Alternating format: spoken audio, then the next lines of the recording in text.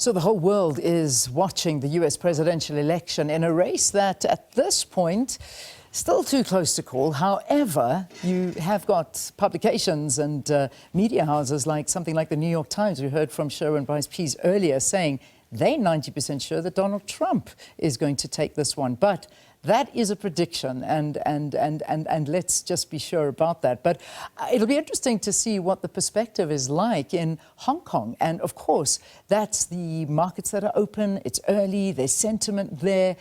We've got our news correspondent, Laura Westbrook, who's standing by. She's watching how these markets are actually doing and responding to events in the US this morning. Laura, talk to us, because it'll be quite interesting. It's always the Asian markets that are quite telling because they're open, they're trading in full force. So how are they feeling? What's it looking like?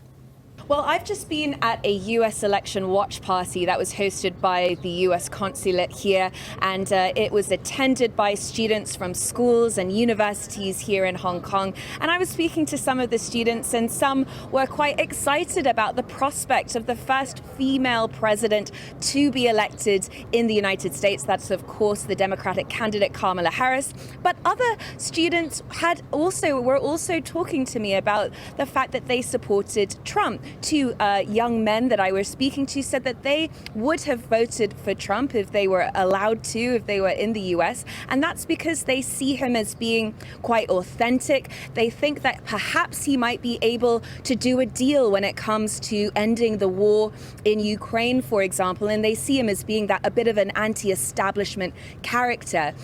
But most of the students that I've been speaking to have said they can agree on one thing, that no matter which candidate is elected, they are expected to be tough on China when it comes to policy. And this is something that's been reflected in Chinese social media. Millions of users have been talking about the US election here on Wednesday morning. And they've also been talking about how no matter which candidate wins, both are expected to be tough on China. And we're also seeing some reports on Chinese state media.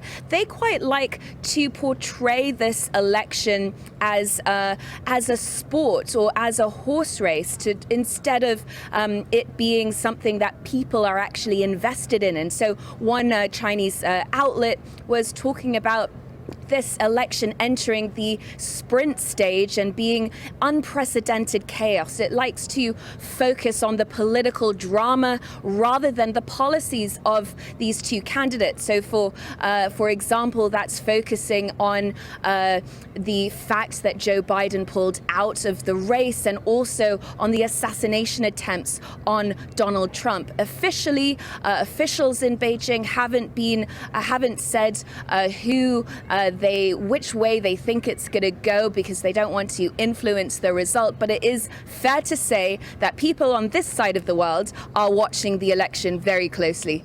Yeah, indeed. I mean, what we do know certainly is that, and the much sentiment is looking that saying a Harris win is very much a continuation of a Biden presidency, and that there won't be much of a change. However, if Trump comes in, there is certain to be quite major changes towards a lot of different industries, but a very American-focused change that Trump has been promising a lot of. But, just reading headlines, and I'm seeing the first headline that jumps up when we see US stocks opening, it says, Asian stock markets rise as Trump leads. So seems like quite good sentiment on the markets here. Yeah, that's right. When it comes to what analysts have been saying, and I've been speaking to some analysts here, Donald Trump very much promised a trade war when he was elected back in 2016, and he delivered on that promise with tariffs. And this time around, he has been promising a whopping 60% tariffs on Chinese goods, and that is very much going to impact many manufacturers in China and this part of the world. Kamala Harris is expected to continue with some tariffs, but also continue with restrictions on strategically sensitive technology such as semiconductors. Now, when it comes to Donald Trump, he is unpredictable, but some analysts have said that he is also a bit of a deal maker, and that is something that could fall into Beijing's favor when it comes to Kamala Harris, she is expected to, as you said, continue with the Biden administration's policies, and that includes taking an allied approach to working with the U.S. allies in the region. So that's Japan, South Korea, and the Philippines to counter China's influence in the region. Trump takes a more transactional approach, and he has said that he would like the allies U.S. allies to pay. So, for example, when it comes to the issue of Taiwan, and Taiwan is a big issue for China, Trump has said that he would like Taiwan to pay to be protected. The U.S. has as part of its law, it is expected to provide Taiwan with the means to defend itself.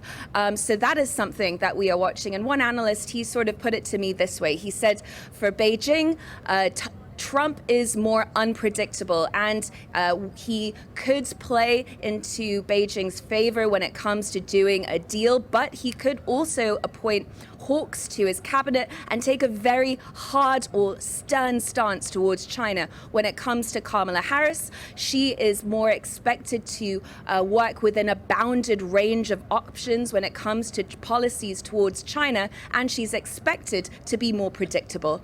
All right, Laura, we'll leave it there. Laura Westbrook in Hong Kong, talking to us about some of the policy issues around the two candidates and the sentiment on markets, watching these results coming in and how people are feeling around the world. But let's take a break. We'll have more for you after this.